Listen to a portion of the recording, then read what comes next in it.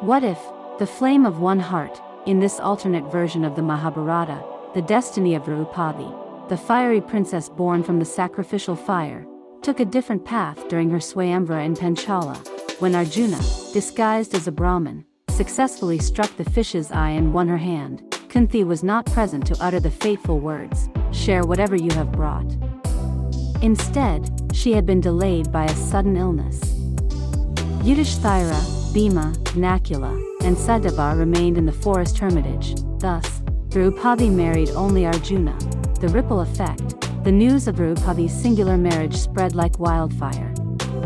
Many kings and princes were disappointed, but none more than Duryodhana, who had secretly hoped to claim her through political alliance.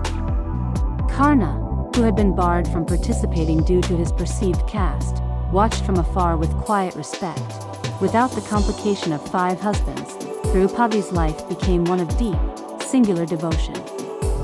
She and Arjuna shared an extraordinary bond, 2 fierce, passionate souls who challenged and completed each other.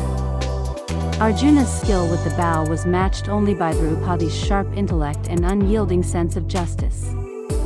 Together, they became the power couple of the Kuru dynasty. Indraprastha was still built, but it flourished differently.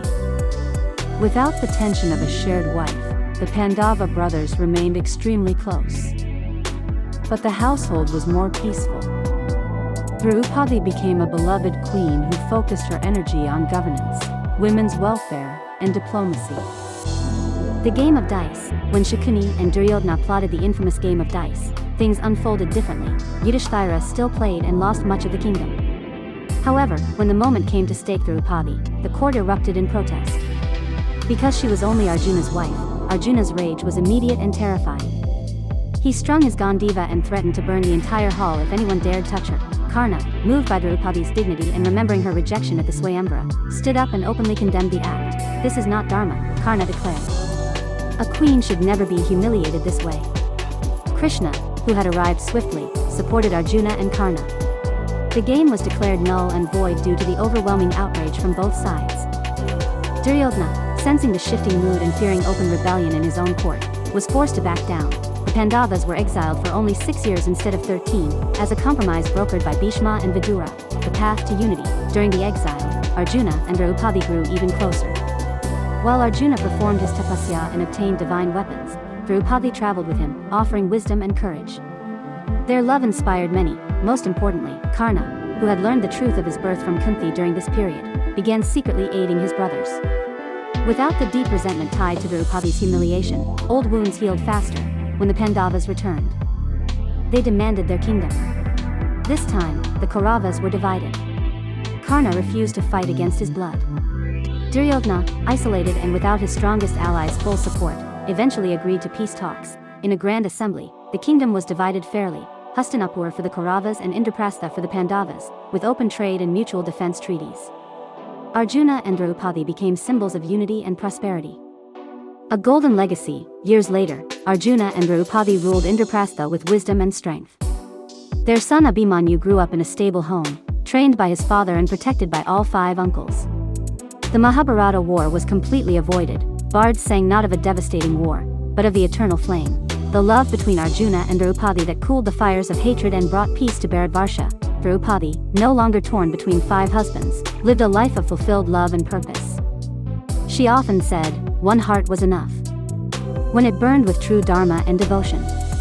The end. Years after the peaceful division of the kingdom, Indraprastha had transformed into a beacon of prosperity and culture under the rule of Arjuna and Draupadi. The city's golden spires gleamed brighter than ever, its markets overflowed with traders from distant lands, and its gurukuls attracted the finest minds across Bharatvarsha. Draupadi, now widely respected as the singular queen of Indraprastha, had become a formidable force in governance. While Arjuna trained warriors and led expeditions to secure the borders, Draupadi focused on justice, education, and the welfare of women. Their marriage remained a legendary love story, passionate, respectful, and equal. They often debated late into the night about dharma, strategy, and the future of the realm. Their son, Abhimanyu, grew up under the direct guidance of both parents. Unlike the original tale, he was never thrust into the horrors of war at a young age. Instead, he received the complete knowledge of warfare from Arjuna, divine wisdom from Krishna during his frequent visits, and sharp political insight from Draupadi.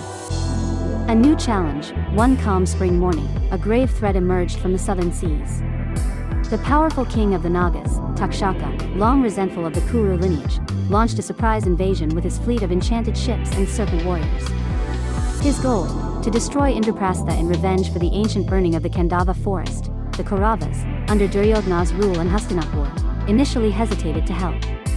But Karna, now officially recognized as the eldest Pandava and a close advisor to both kingdoms, convinced Duryodhana, they are our blood. If Indraprastha falls, Hastinapur will be next. For the first time since the division, the two kingdoms prepared to fight side by side. Arjuna led the defense, his Gandiva singing once again. Draupadi stood on the palace ramparts, personally directing the evacuation of civilians and the distribution of supplies. But it was young Abhimanyu who shone the brightest. Now 16 and burning with the combined fire of his parents, Abhimanyu led a daring counterattack. Using the advanced military tactics his father had taught him, he broke through the Naga lines with a small elite force. In single combat, he faced Takshaka himself. Instead of killing the Naga king, Abhimanyu, echoing the values his mother had instilled, offered him a chance at peace. Your vengeance comes from old wounds, Abhimanyu said, lowering his weapon. Let us heal them together. Join us, and the forest shall be restored. Impressed by the young warrior's courage and mercy, Takshaka withdrew his forces. A new treaty was signed. The Nagas gained protected forest lands, and Indraprastha gained powerful allies. The Golden Family, this joint victory sealed the alliance between Hastinapur and Indraprastha. Duryodhana, witnessing the bravery of his nephews and the wisdom of Karna, finally let go of the last remnants of envy. He visited Indraprastha with gifts and publicly declared the Pandavas as his brothers in spirit. The 5 Pandava brothers, Karna, and their families began holding annual gatherings, not as rivals, but as one extended family. Draupadi, once the source of jealousy, was now loved and respected by all as the elder sister-in-law who helped unite them. Abhimanyu eventually married Uttara, and their son Parikshit was born into an era of unprecedented peace. Arjuna and Draupadi watched their family flourish with pride. In their later years, they often traveled together across the kingdom, teaching the next generation that true strength lies not in conquest, but in unity and love. Krishna, observing it all, smiled and told Arjuna one quiet evening, by giving Draupadi only one husband, destiny simplified what was once complicated. One pure flame burned brighter than 5 divided ones.